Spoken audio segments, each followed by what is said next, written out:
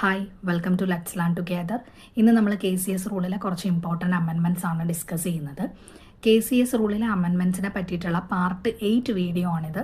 ഇതിനു മുമ്പ് നമ്മൾ ചെയ്ത പാർട്ട് 7 വീഡിയോയിൽ rule 178A opening of branches വരെയുള്ള അമെൻമെൻറ്റ്സ് ആണ് ഡിസ്കസ് ചെയ്തത്. ഇന്ന് അതിന് ശേഷമുള്ള അമെൻമെൻറ്റ്സിനെ പറ്റിയിട്ടാണ് പറയുന്നത്. ഓക്കെ, അപ്പോൾ 178A കഴിഞ്ഞിട്ട് അടുത്ത അമെൻമെൻറ്റ് വന്നിരിക്കുന്നത് റൂള് 182ലാണ്.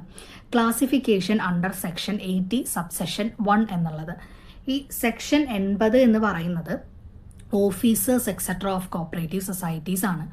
അതിൽ സബ്സെഷൻ 1 പറയുന്നത് ഗവൺമെൻറ് സൊസൈറ്റീസിനെ അതിൻ്റെ ടൈപ്പും ഫിനാൻഷ്യൽ പൊസിഷനും അനുസരിച്ചിട്ട് തരംതിരിച്ചിട്ടുണ്ട് എന്നാണ് പറയുന്നത്. ഓക്കെ, ഈ 182 പറയുന്നത് എന്താണെന്ന് വെച്ചിട്ടുണ്ടെങ്കിൽ അപ്പൻഡിക്സ് 3 പറയും പ്രകാരമാണ് സൊസൈറ്റീസിനെ തരംതിരിക്കേണ്ടത് എന്നാണ് റൂള് 182 സബ് റൂള് 1 പറയുന്നത്.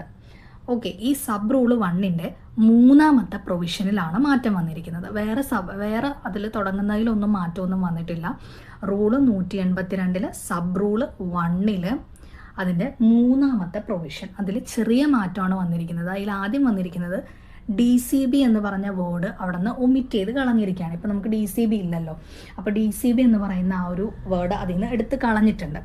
അപ്പോൾ ഇതിൽ വരുന്നത് provided also that the application for permission to reclassify the primary agricultural credit societies or farmers service cooperative bank or employees cooperative societies, housing labor contract societies or primary agricultural and rural development banks or urban cooperative banks, other credit societies from the existing class to the next higher class shall be accompanied by the challan receipt for the remittance of fee calculated at the rate of rupees 2000 എന്നുള്ളത് ഇവിടെ മാറിയിട്ടുണ്ട്. അതിന് പകരം നമുക്ക് 3000 എന്നായിട്ടുണ്ട്. And in the case of other cooperative societies challan receipt of rupees 500 എന്നുള്ളത് മാറിയിട്ട് 750 എന്നായിട്ടുണ്ട്. 750 750 shawl suffice. അതായത് നമ്മുടെ പ്രൈമറി അഗ്രികൾച്ചറൽ ക്രെഡിറ്റ് സൊസൈറ്റീസും ഫാമർ സർവീസ് കോപ്പറേറ്റീവ് ബാങ്ക് അല്ലെങ്കിൽ employees cooperative society, housing labour contract societies, card banks, urban cooperative bank, പിന്നെ other credit societies അവരിപ്പോഴുള്ള existing ക്ലാസ്സിൽ നിന്നും ഹയർ ക്ലാസ്സിലേക്ക് മാറാനായിട്ട് റീക്ലാസിഫൈ ചെയ്യാൻ വേണ്ടിയിട്ടുള്ള അതിന് പെർമിഷൻ ചോദിച്ച് കൊടുക്കുന്ന ആപ്ലിക്കേഷനാണ്. അതിൻ്റെ ചെല്ലാൻ റെസിപ്റ്റിൻ്റെ കാര്യമാണ് ഇവിടെ പറഞ്ഞിരിക്കുന്നത്. അത് ഈ പറയുന്ന സൊസൈറ്റികളൊക്കെ ആണെങ്കിൽ അതിൻ്റെ ചെല്ലാൻ റെസിപ്റ്റ് 3000 ആണ്. അത് 2000 എന്നുള്ളത് മാറിയിട്ട് 3000 എന്നായിട്ടുണ്ട്. ഇനി അതർ കോപ്പറേറ്റീവ് സൊസൈറ്റീസ് മറ്റുള്ളവയ്ക്കാണെങ്കിൽ ഈ പറഞ്ഞിരിക്കുന്ന സൊസൈറ്റികൾക്ക് 3000 രൂപയും ബാക്കിയുള്ളവർക്കാണെങ്കിൽ 750 രൂപയുമാണ് ഇപ്പോൾ പറയുന്നത്. പണ്ടത്തെ ആ ഒരു എമൗണ്ട് മാറ്റിയിട്ടുണ്ട്. അപ്പോൾ ഇതാണ് റൂള് 182 ആദ്യം വന്നിരിക്കുന്ന മാറ്റം. ഇത് റൂള് 182 സബ് റൂള് 1 മൂന്നാമത്തെ പ്രൊവിഷനിൽ വന്നിരിക്കുന്ന മാറ്റമാണ് കേട്ടോ. ഓക്കെ, പിന്നെ റൂള് 182 സബ് റൂള് 4 മാറ്റം വന്നിരിക്കുന്നത്. ഈ സബ് റൂള് 4 പറയുന്ന ക്ലോസ് 1 എന്ന് പറയുന്നത് കംപ്ലീറ്റ് ആയിട്ട് അമെൻഡ് ചെയ്താണ് വന്നിരിക്കുന്നത്. മുഴുവനായിട്ട് അത് മാറിയിട്ടുണ്ട്. ഓക്കെ, അപ്പോൾ ക്ലോസ് 1 പറയുന്നത് the society board coming under the cooperative departments, the circle cooperative unions, the state cooperative union, as the case may be, shall report the vacancy within a period of 3 months from the date on which the vacancy arose to the cooperative service examination board.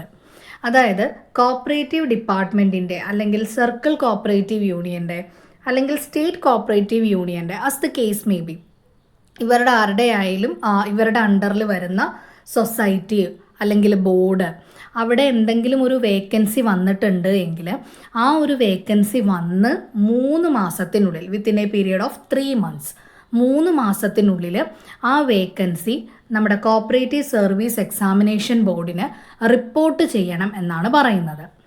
And the application for appointment shall be invited by the Cooperative Service Examination Board by notification in 2 vernacular dailies having wide circulation in the area.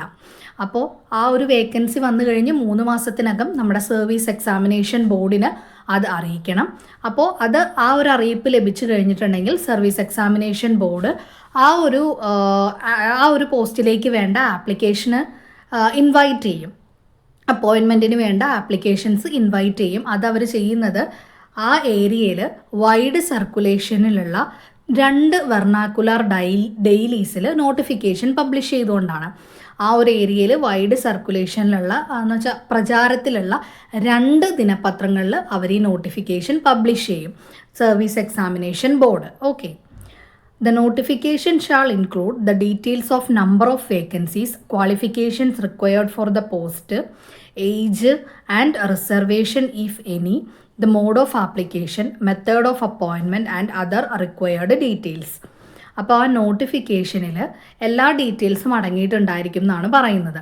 എത്ര vacancy ഉണ്ട് എന്നുള്ള കാര്യം, അതിന് വേണ്ട qualifications, പിന്നെ age, അതുപോലെ എന്തെങ്കിലും റിസർവേഷനുകൾ ഉണ്ടെങ്കിൽ അതിൻ്റെ ഡീറ്റെയിൽസ്, പിന്നെ ആപ്ലിക്കേഷൻ്റെ മോഡ് ഓഫ് ആപ്ലിക്കേഷൻ, പിന്നെ മെത്തേഡ് ഓഫ് അപ്പോയിൻമെൻറ്റ്, ഏത് രീതിയിലായിരിക്കും അപ്പോയിൻമെൻറ്റ് നടക്കുന്നത്, പിന്നെ ബാക്കിയുള്ള ഡീറ്റെയിൽസ് എല്ലാം ഈ നോട്ടിഫിക്കേഷനിൽ വ്യക്തമായിട്ട് പറഞ്ഞിട്ടുണ്ടായിരിക്കും.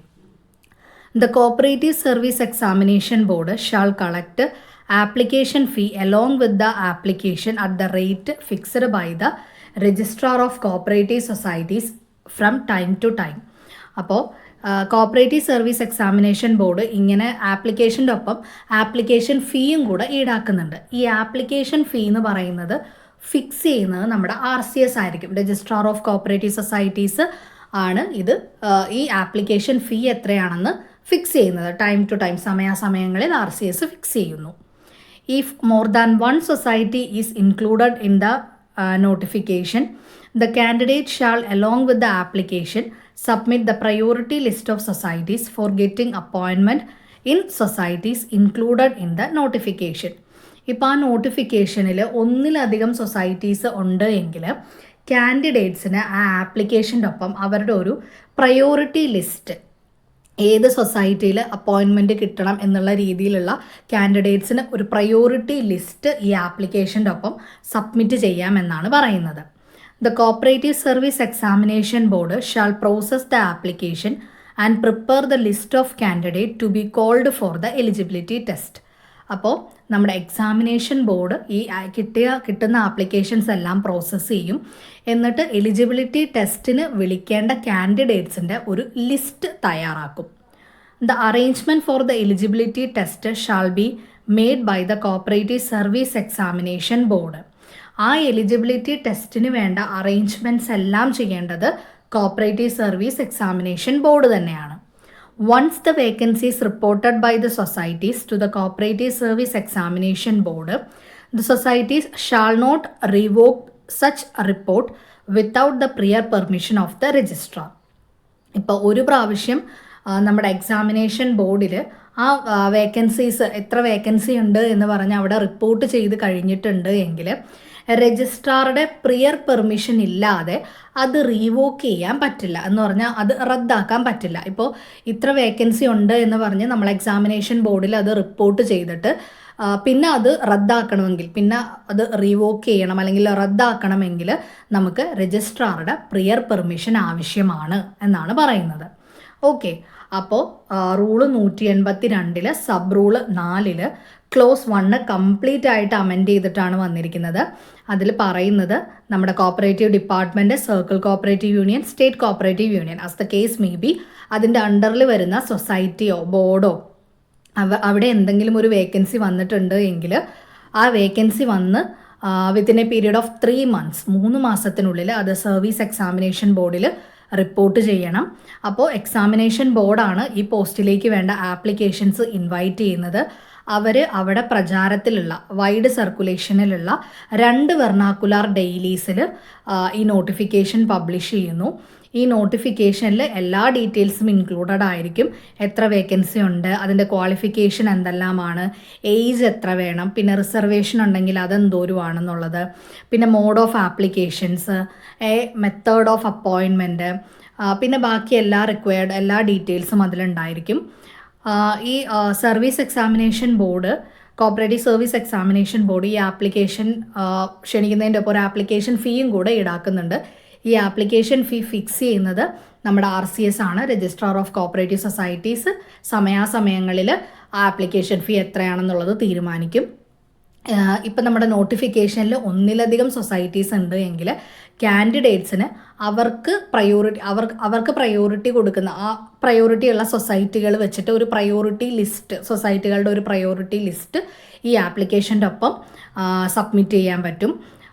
പിന്നെ പറയുന്നത് സർവീസ് എക്സാമിനേഷൻ ബോർഡ് ഈ കിട്ടിയ ആപ്ലിക്കേഷൻസ് എല്ലാം പ്രോസസ്സ് ചെയ്ത് അതിൽ നിന്നും എലിജിബിലിറ്റി ടെസ്റ്റിനായിട്ടുള്ള കാൻഡിഡേറ്റ്സിൻ്റെ ഒരു ലിസ്റ്റ് പ്രിപ്പയർ ചെയ്യുന്നു. ഈ എലിജിബിലിറ്റി ടെസ്റ്റിനുള്ള അറേഞ്ച്മെൻറ്റ്സ് എല്ലാം നടത്തുന്നത് കോപ്പറേറ്റീവ് സർവീസ് എക്സാമിനേഷൻ ബോർഡ് തന്നെയാണ്. പിന്നെ നമ്മൾ ഈ സർവീസ് എക്സാമിനേഷൻ ബോർഡിൽ ഒരു സൊസൈറ്റി ഇപ്പോൾ ഒരു വേക്കൻസി റിപ്പോർട്ട് ചെയ്ത് കഴിഞ്ഞിട്ടുണ്ട് എങ്കിൽ അത് റീവോക്ക് ചെയ്യണം, അത് റദ്ദാക്കണമെന്നുണ്ടെങ്കിൽ രജിസ്ട്രാറുടെ പ്രിയർ പെർമിഷൻ വേണം. രജിസ്ട്രാറുടെ പ്രിയർ പെർമിഷൻ ഇല്ലാതെ അത് റീവോക്ക് ചെയ്യാൻ സൊസൈറ്റികൾക്ക് പറ്റില്ല എന്നാണ് പറയുന്നത്. ഓക്കെ, ഇനി അടുത്ത മാറ്റം വന്നിരിക്കുന്നത് റൂള് 182 ഇപ്പം നമ്മൾ പറഞ്ഞ സബ് റൂള് 4 ക്ലോസ് 2 ആണ്. അതും മുഴുവനായിട്ട് അമെൻമെൻറ്റ് ചെയ്തിട്ടുണ്ട്. ഇപ്പം നമ്മൾ പറഞ്ഞ ക്ലോസ് 1 മുഴുവനായിട്ട് അമെൻമെൻറ്റ് ചെയ്തതുപോലെ ക്ലോസ് 2 മുഴുവനായിട്ട് അമെൻമെൻറ്റ് ചെയ്തിട്ടുണ്ട്. അപ്പം ഇനി മുതൽ ഇതാണ് പഠിക്കേണ്ടത് കേട്ടോ. The Cooperative Service Examination Board shall conduct the eligibility examination for the candidates and furnish the list of eligible candidates to be interviewed by the committee of the society board coming under the cooperative department, the Circle Cooperative Union or the State Cooperative Union as the case may be, within a period of 3 months from the date of requisition by such society, board, institution. The list so furnished shall not contain the mark secured by the candidates. അപ്പോൾ cooperative service examination board examination നടത്തിയിട്ട് eligible കാൻഡിഡേറ്റ്സിൻ്റെ ഒരു list ഉണ്ടാക്കി committee, ആ സൊസൈറ്റിയുടെയോ ബോർഡിൻ്റെയോ കമ്മിറ്റിക്ക് കൊടുക്കുന്നു എന്നാണ് പറയുന്നത്. ആ എലിജിബിൾ കാൻഡിഡേറ്റ്സിൻ്റെ ലിസ്റ്റ് ആ സൊസൈറ്റിയോ ബോർഡോ ആയിരിക്കും അവരെ ഇൻ്റർവ്യൂ ചെയ്യേണ്ടത്. ഓക്കെ, അപ്പോൾ ഇൻ്റർവ്യൂ ചെയ്യേണ്ടത് ആ സൊസൈറ്റിയുടെയോ ബോർഡിൻ്റെയോ കമ്മിറ്റിയാണ് ഇൻ്റർവ്യൂ ചെയ്യേണ്ടത്. ഈ സൊസൈറ്റിയും ബോർഡ് എന്ന് പറയുന്നത് coming under cooperative department, circle cooperative union, state cooperative union. Circle cooperative യൂണിയൻ്റെയോ സ്റ്റേറ്റ് കോപ്പറേറ്റീവ് യൂണിയൻ്റെയോ കോപ്പറേറ്റീവ് ഡിപ്പാർട്ട്മെൻറ്റിൻ്റെയോ കീഴിൽ വരുന്ന സൊസൈറ്റിയോ ബോർഡോ ആയിരിക്കണം എന്നിങ്ങനെ പറഞ്ഞിട്ടുണ്ട്.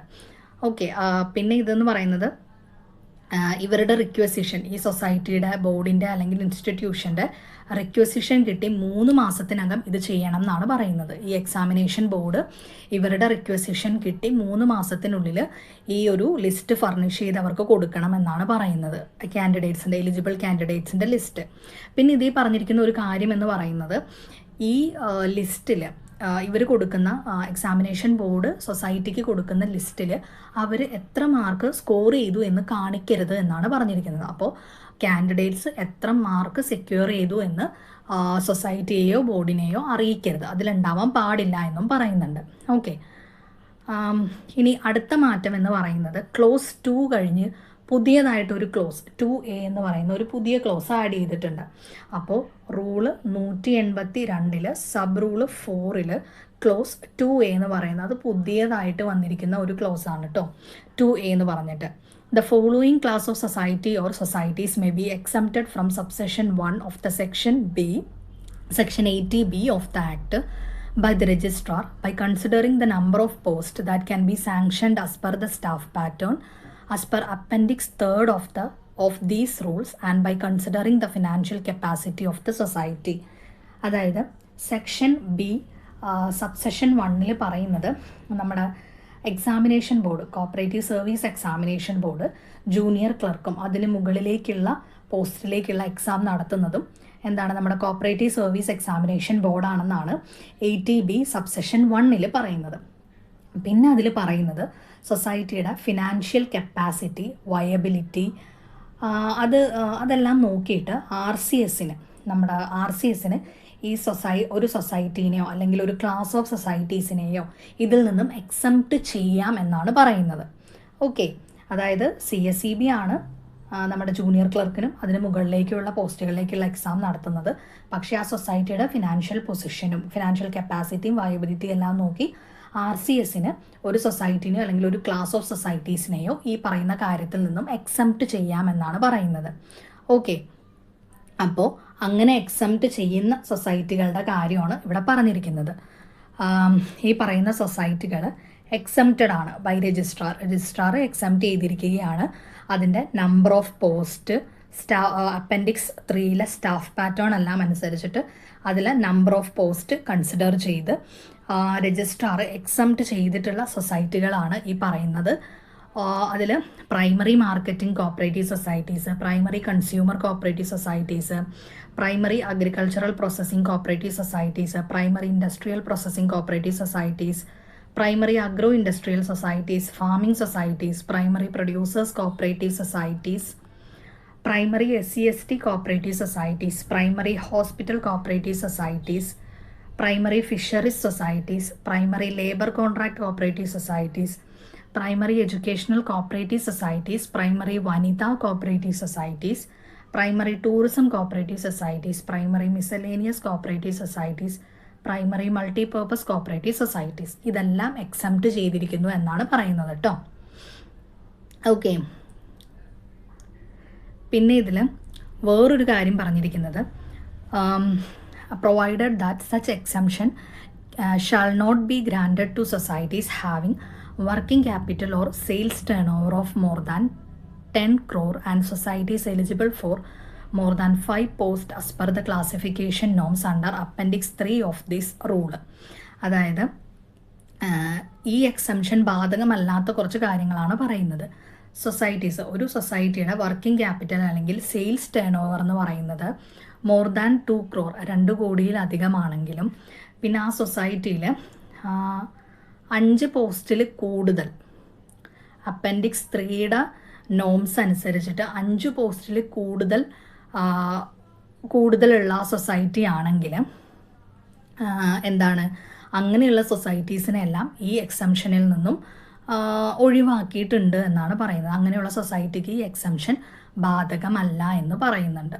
ഓക്കെ, ഇനി അടുത്ത മാറ്റം വന്നിരിക്കുന്നത് ക്ലോസ് 3യിലാണ്.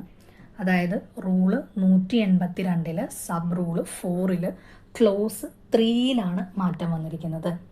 ഓക്കെ, അപ്പോൾ clause 3 the maximum mark for written examination shall be 80 എന്ന് പറഞ്ഞിട്ടുണ്ട്. ഇത് 80 അല്ല, ഇപ്പോൾ എത്രയാണ്, 100 ആണ്.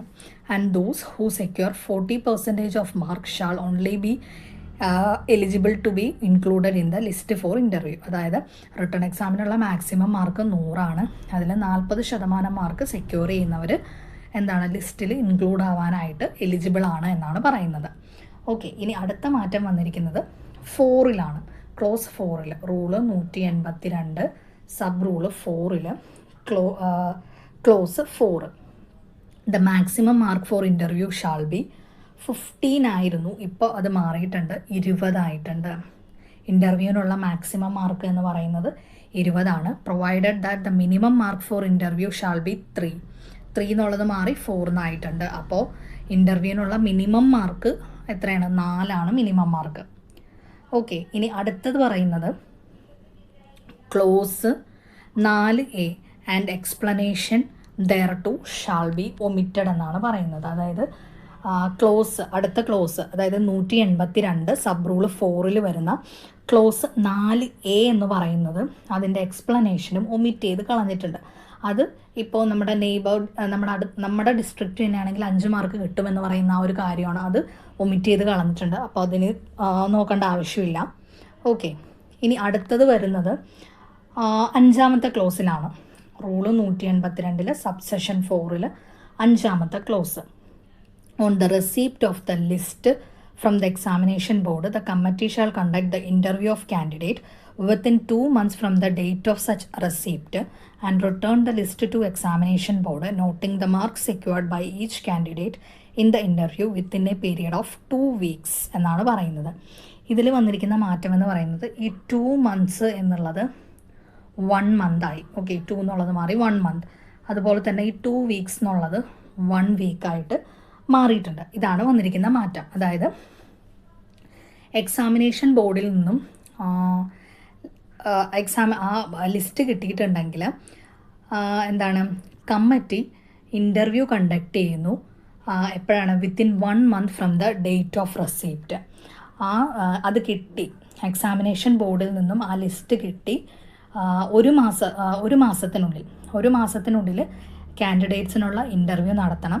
പിന്നെ അതുപോലെ തന്നെ ആ ലിസ്റ്റ്, അവരുടെ മാർക്ക് വെച്ചിട്ടുള്ള ആ ലിസ്റ്റ് എക്സാമിനേഷൻ ബോർഡിൽ, ഇപ്പോൾ ഓരോ കാൻഡിഡേറ്റ്സും ഇൻ്റർവ്യൂവിന് എത്ര മാർക്ക് വാങ്ങിയിട്ടുണ്ട് എന്നുള്ള ഒരു ലിസ്റ്റ് എക്സാമിനേഷൻ ബോർഡിന് ആ ഇൻ്റർവ്യൂ നടത്തി ഒരാഴ്ചയ്ക്കുള്ളിൽ എക്സാമിനേഷൻ ബോർഡിന് അത് റിട്ടേൺ ചെയ്യണം എന്നാണ് പറയുന്നത്, തിരിച്ചയച്ചു കൊടുക്കണം.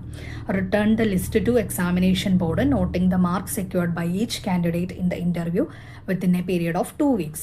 അപ്പോൾ എക്സാമിനേഷൻ ബോർഡിൽ നിന്നും ലിസ്റ്റ് കിട്ടിക്കഴിഞ്ഞ് വിത്തിൻ 1 monthനുള്ളിൽ കാൻഡിഡേറ്റ്സിന് ഇൻ്റർവ്യൂ നടത്തണം. ആൻഡ് അവർക്ക് ഇൻ്റർവ്യൂ നടത്തി കഴിഞ്ഞിട്ടുള്ള ആ മാർക്ക് എക്സാമിനേഷൻ ബോർഡിന് വിത്തിൻ 1 week, ഇൻ്റർവ്യൂ നടന്ന് 1 weekനുള്ളിൽ എക്സാമിനേഷൻ ബോർഡിനെ അറിയിക്കണം എന്നാണ് പറയുന്നത്. ഓക്കെ, ഇനി റൂള് 182 വന്നിരിക്കുന്ന അടുത്ത മാറ്റം എന്ന് പറയുന്നത് സബ് റൂള് 7 എന്ന് പറഞ്ഞ് ഒരു പുതിയ റൂള് ആഡ് ചെയ്ത് വന്നിരിക്കുകയാണ്. പുതിയ സബ് റൂളാണ് കേട്ടോ, ന്യൂ ആണ്. റൂള് 182 സബ് റൂള് 7 എന്ന് പറയുന്നത്, the appointing authority shall be satisfied as to the character and antecedents of a person selected for appointment as per the above provision. അതായത് ഈ അപ്പോയിൻറ്റിംഗ് അതോറിറ്റിക്ക് ഈ അപ്പോയിൻറ്റ് ചെയ്ത ആളുടെ, ഒരു പുതിയൊരു ആളെ അപ്പോയിൻറ്റ് ചെയ്യുമ്പോൾ അയാളുടെ ക്യാരക്ടർ, ആൻറ്റിസീഡൻസ് എന്ന് പറഞ്ഞാൽ അയാളുടെ പൂർവ്വകാലത്തിൻ്റെ എന്തെങ്കിലും, മുൻകാലത്തിൻ്റെ എന്തെങ്കിലും കാര്യങ്ങളെയാണ് ആൻറ്റിസീഡൻസ് എന്ന് പറയുന്നത്. അപ്പോൾ അയാളുടെ ക്യാരക്ടറും അയാളുടെ ആൻറ്റിസീഡൻസും എല്ലാം സാറ്റിസ്ഫൈഡ് ആയിരിക്കണം എന്നാണ് പറയുന്നത്. ഒരു പുതിയ ആളെ അപ്പോയിൻമെൻറ്റ് ചെയ്യാൻ നേരത്തുള്ള കാര്യമാണ് കേട്ടോ. The appointing authority may appoint him temporarily subjected to the condition that his appointment shall be terminated without notice if he is not satisfied of his character and antecedents on subsequent verification. അതായത് ഇവർ appointing authority ഇവർ appoint ചെയ്യുന്നത് temporarily ആണ് appoint ചെയ്യുന്നത്. അപ്പോൾ ഈ subsequent verification നടത്തുമ്പോൾ ഇവരുടെ ക്യാരക്ടർ, ആൻറ്റിസീഡൻസ് ഇതൊന്നും സാറ്റിസ്ഫൈഡ് അല്ല എങ്കിൽ, അപ്പോയിൻറ്റിംഗ് അതോറിറ്റിക്ക് സാറ്റിസ്ഫൈഡ് അല്ല എങ്കിൽ അവരെ ടെർമിനേറ്റ് ചെയ്യാൻ പറ്റും വിത്തൗട്ട് നോട്ടീസിൽ. ഒരു നോട്ടീസ് ഒന്നും കൊടുക്കാതെ തന്നെ അവരെ ടെർമിനേറ്റ് ചെയ്യാൻ പറ്റും. And that he shall be eligible for appointment in regular service in accordance with the rule only if his character and antecedents are found satisfactory on subsequent verification. ഈ subsequent വെരിഫിക്കേഷനിൽ ഇവരുടെ ക്യാരക്ടറും ആൻറ്റിസീഡൻസും എല്ലാം satisfied ആണ് എങ്കിൽ ഇവരെ appoint ചെയ്യുന്നതിന് ഇവർ eligible ആണ് എന്നാണ് കണക്കാക്കുന്നത്. The appointing authority shall get the necessary details for verification of character and antecedents of the candidate from the candidate themselves before they are allowed to join duty. അതായത് ഇവർ ഈ ഡ്യൂട്ടിയിൽ ജോയിൻ ചെയ്യുന്നതിന് മുമ്പ് തന്നെ കാൻഡിഡേറ്റ്സിൽ നിന്നും അവരുടെ വിവരങ്ങൾ അവരിൽ നിന്ന് തന്നെ അറിയും എന്നാണ് പറയുന്നത്. ഈ കാൻഡിഡേറ്റ്സിൽ നിന്ന് തന്നെ അവരുടെ ക്യാരക്ടറും ആൻറ്റിസീഡൻസിൻ്റെയും വെരിഫിക്കേഷന് വേണ്ടിയിട്ടുള്ള നെസസറി ഡീറ്റെയിൽസ് എല്ലാം അപ്പോയിൻറ്റിംഗ് അതോറിറ്റി കളക്ട് ചെയ്യുന്നുണ്ട്. And the appointing authority shall obtain the report on the verification of the character and antecedents of the candidates so appointed within a period not exceeding 6 months from the date of joining duty of employee. അപ്പോൾ ഈ candidate ഡ്യൂട്ടിയിൽ join ചെയ്ത് not exceeding 6 months, 6 മാസം exceed ചെയ്യുന്നതിന് മുമ്പ്, not exceeding 6 monthsൻ്റെ ഉള്ളിൽ തന്നെ ഇവരുടെ ക്യാരക്ടറിൻ്റെയും ആൻറ്റിസിഡൻസിൻ്റെയും വെരിഫിക്കേഷൻ്റെ ആ റിപ്പോർട്ട് അപ്പോയിൻറ്റിംഗ് അതോറിറ്റിക്ക് ലഭിക്കുമെന്നാണ് പറയുന്നത്. ഇവർ ഡ്യൂട്ടിയിൽ ജോയിൻ ചെയ്ത് നോട്ട് എക്സീഡിങ് 6 monthsനുള്ളിൽ തന്നെ ലഭിക്കുന്നു. The appointing authority shall obtain a report on the verification of character and antecedents through a police verification report as in the manner as specified by the registrar. ഈ registrar specify ചെയ്യുന്ന രീതിയിൽ police verification വഴി, അവരുടെ police verification ഉണ്ടാകും. അപ്പോൾ ആ police verification report വഴി ഈ അപ്പോയിൻ്റ് ചെയ്ത ആളുടെ ക്യാരക്ടറും ആൻറ്റിസിഡൻസിനെയും പറ്റിയിട്ടുള്ള റിപ്പോർട്ട് അപ്പോയിൻറ്റിംഗ് അതോറിറ്റിക്ക് ലഭിക്കും എന്നാണ് പറയുന്നത്. ഓക്കെ, അപ്പോൾ റൂള് 182 സബ് റൂൾ 7 പുതിയതായിട്ട് ആഡ് ചെയ്ത് വന്നിരിക്കുന്നതാണ്. അതിൽ പറയുന്നത് ഈ അപ്പോയിൻറ്റിംഗ് അതോറിറ്റിക്ക് സെലക്ട് ചെയ്യുന്ന ആളുടെ ക്യാരക്ടറും ആൻറ്റിസിഡൻസും എല്ലാം സാറ്റിസ്ഫൈഡ് ആയിരിക്കണം. പിന്നെ അവർ അപ്പോയിൻറ്റ് ചെയ്യുന്നത് ടെമ്പററി ആയിരിക്കും. അപ്പോൾ ഈ സബ്സീക്വൻറ്റ് വെരിഫിക്കേഷനിൽ ക്യാരക്ടറും ആൻറ്റിസിഡൻസും ഒന്നും സാറ്റിസ്ഫൈഡ് അല്ല എങ്കിൽ വിത്തൗട്ട് നോട്ടീസ് അവരെ ടെർമിനേറ്റ് ചെയ്യാൻ പറ്റും. ഇപ്പോൾ അതെല്ലാം ഈ പറയുന്ന ക്യാരക്ടറും കാര്യങ്ങളും എല്ലാം സാറ്റിസ്ഫൈഡ് ആണ് എങ്കിൽ, വെരിഫിക്കേഷനിൽ ഇതെല്ലാം സാറ്റിസ്ഫൈഡ് ആണ് എങ്കിൽ അവർ റെഗുലർ സർവീസിലേക്ക് അപ്പോയിൻറ്റ് ചെയ്യാനായിട്ട് അവർ എലിജിബിൾ ആണെന്നാണ് കണക്കാക്കുന്നത്. പിന്നെ അപ്പോയിൻറ്റിംഗ് അതോറിറ്റി ഈ കാൻഡിഡേറ്റ്സിന് ഡ്യൂട്ടിയിൽ ജോയിൻ ചെയ്യുന്നതിന് മുമ്പ് തന്നെ കാൻഡിഡേറ്റ്സിൻ്റെ അടുത്തുനിന്ന് തന്നെ ഈ ക്യാരക്ടറും ആൻറ്റിസിഡൻസിൻ്റെ എല്ലാം വെരിഫിക്കേഷന് വേണ്ടിയിട്ടുള്ള നെസസറി ഡീറ്റെയിൽസ് എല്ലാം കളക്ട് ചെയ്യുന്നുണ്ട്. പിന്നെ ഇവർ ഒരു എംപ്ലോയി ഇവർ ഡ്യൂട്ടിയിൽ ജോയിൻ ചെയ്ത് നോട്ട് എക്സീഡിങ് 6 months ഉള്ളിൽ തന്നെ ഇവരുടെ ക്യാരക്ടറിനെയും ആൻറ്റിസിഡൻസിനെയും പറ്റിയിട്ടുള്ള വെരിഫിക്കേഷൻ റിപ്പോർട്ട് നമ്മുടെ അപ്പോയിൻറ്റിംഗ് അതോറിറ്റിക്ക് ലഭിക്കുന്നുണ്ട്. ഈ രജിസ്ട്രാർ സ്പെസിഫൈ ചെയ്തിരിക്കുന്ന രീതിയിൽ പോലീസ് വെരിഫിക്കേഷൻ റിപ്പോർട്ട് വഴി ഇവരുടെ ക്യാരക്ടറിനെയും ആൻറ്റിസിഡൻസിനെ എല്ലാം പറ്റിയിട്ടുള്ള വെരിഫിക്കേഷൻ റിപ്പോർട്ട് അപ്പോയിൻറ്റിംഗ് അതോറിറ്റിക്ക് ലഭിക്കും എന്നാണ് പറയുന്നത്. ഓക്കെ, അപ്പോൾ ഇത്രയും അമെൻമെൻറ്റ്സ് ആണ് റൂള് 182 വരുന്നത്. ഇനി വരുന്ന ബാക്കിയുള്ള അമെൻമെൻറ്റ്സ് എല്ലാം നമ്മൾ നെക്സ്റ്റ് ഒരു വീഡിയോയിൽ ഡിസ്കസ് ചെയ്യും. ഇതുവരെ നമ്മൾ ചെയ്തിട്ടുള്ള അമെൻമെൻറ്റ്സിൻ്റെ എല്ലാം വീഡിയോയുടെ ലിങ്ക് ഞാൻ ഡിസ്ക്രിപ്ഷൻ ബോക്സിൽ കൊടുത്തേക്കാം. അപ്പോൾ വീഡിയോ ഇഷ്ടപ്പെട്ടെങ്കിൽ എല്ലാവരും ലൈക്ക് ചെയ്യുക, ഷെയർ ചെയ്യുക. നിങ്ങളുടെ അഭിപ്രായങ്ങൾ എന്തെങ്കിലും ഉണ്ടെങ്കിൽ കമൻറ്റ് ബോക്സിൽ പറയുക. ചാനലൊന്ന് സബ്സ്ക്രൈബ് ചെയ്യുക. താങ്ക്